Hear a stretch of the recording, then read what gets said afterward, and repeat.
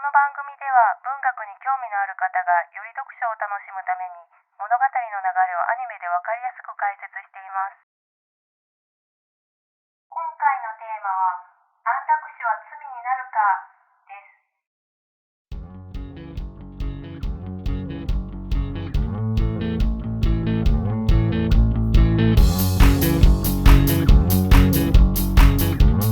す。皆さんこんにちは。今回は明治時代の作家森鴎外の高瀬舟という作品を解説します。これは森鴎外本人のオリジナル作品ではなく、江戸時代の随筆集翁草に収録されていた話をもとに書いた短編だそうです。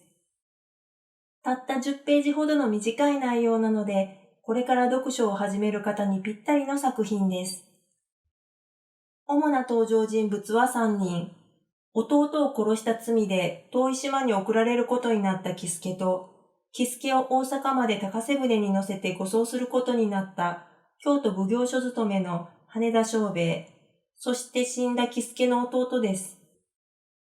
護送役の羽田正兵衛は7人家族で、妻と4人の子供、それに年老いた母を養っている上に、裕福な家庭で育った妻は金銭感覚に疎く、生活費を切り詰めるより手っ取り早く借金をするようなタイプだったので、倹約家の正兵衛としてはいつも家計に目を光らせて暮らさなければなりませんでした。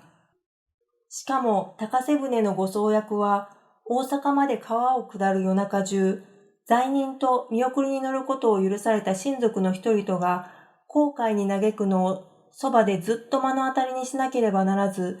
奉行所でも嫌がられていた仕事でした。そして今夜、喜助という弟殺しの罪人を高瀬舟に乗せて大阪まで護送します。見送りの親族はいないようです。高瀬舟に乗りながら、ただ静かに夜空を眺めている喜助の様子を、正兵衛は不思議そうに眺めています。というのも、いつもなら気の毒なぐらい罪人が島流しに嘆き悲しむはずが、喜助はむしろ楽しそうな表情をしているからです。喜助というこの罪人は弟を殺したらしいが、たとえ弟が極悪人だったとしても、ここまで平然とはしていられないはず。それなのに、どこからどう見てもまともな人柄で、残虐さのかけらもないのは明らかです。あまりに不可解なので、ついに正兵衛は喜助に声をかけます。個人的に聞かせてほしいんだが、この船に乗りながらどんなことを考えているんだね。あ、はい。いや、実はわしも今まで数多くの罪人をこの船で見送ったんだが、遠い島に送られるのを誰もが悲しんで泣きわめいていたよ。でもお前はそうじゃない。どうしてだい？すると、喜助はにっこりと笑って、お気遣いありがとうございます。もちろん他の人にとって島に送られるのがどんなに悲しいかわかります。でもそれは世間で楽をしてきた人たちです。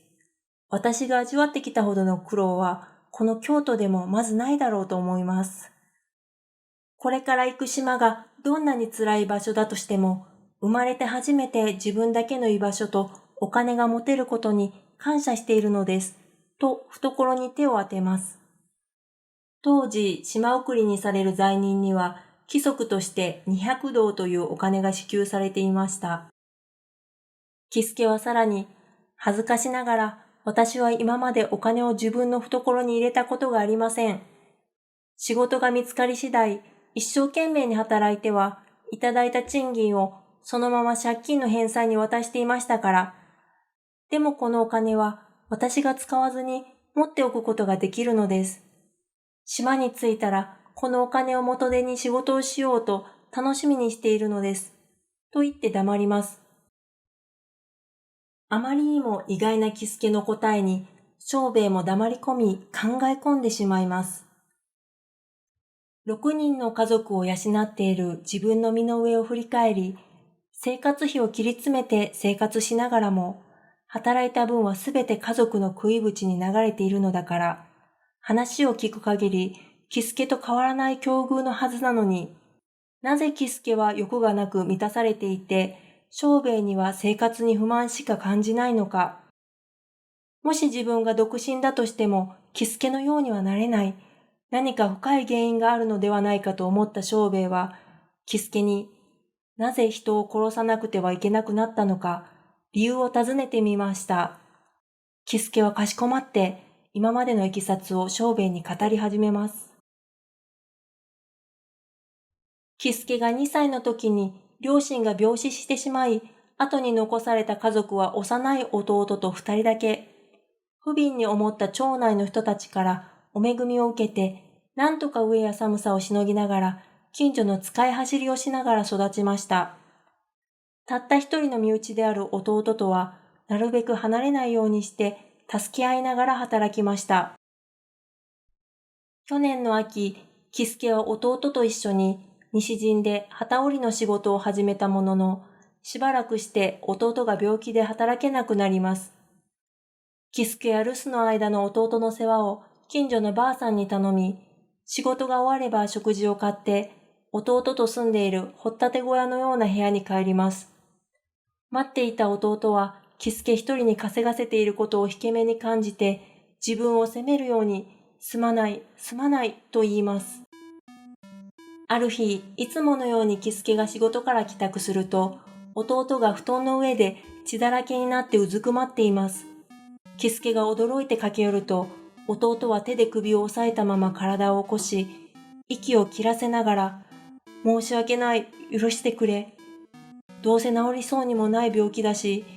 いっそ死んで早く兄貴に楽をさせたいと思って、喉をカミソリで刺してみたが、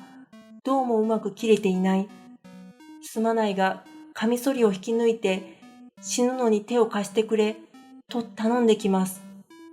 途方に暮れた喜助は、待ってろ、すぐに医者を呼んでくるから、となだめるのですが、弟が恨むような目で、医者に何ができるんだ、苦しい、頼む、早くカミソリを抜いてくれ、と訴えてきます。ためらっている喜助をせかすように、弟の厳しい目がじっと催促してくるのです。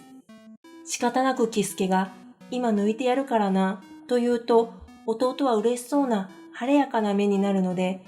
意を決して弟の喉にめり込んでいるカミソリの柄をつかみ、引き抜いてやりました。その時ちょうど弟の面倒を頼んでいたばあさんが部屋に入ってきて、薄暗い中の様子を目撃し、驚いて飛び出していくのが見えました。そして弟は目を半分開けたままの状態で息絶えていたのです。引き抜いたカミソリをそばに置くと、部屋に入ってきた村の役人たちが喜助を町役場に連れて行きました。庄兵衛は喜助の話を聞いて、果たしてこれが殺人と言えるのか疑問を感じずにはいられませんでした。苦しさに耐えられなくて死にたいという弟を救ってやるために、喜助は弟の命を絶ったのです。腑に落ちない庄兵衛は、結局はお奉行様の権威ある判断を自分の答えにするしかないと思いつつ、二人を乗せた高瀬舟は深夜の川を流れていったというお話でした。